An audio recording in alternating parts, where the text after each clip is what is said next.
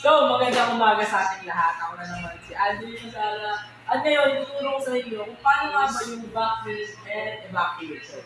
So, first, ipapakilala ko sa inyo yung device natin. Ito yung tinatawag natin vacuum. Siya, ang purpose na ito is to remove impurities and small contamination sa system natin. So, paano nga ba ginagamit ito?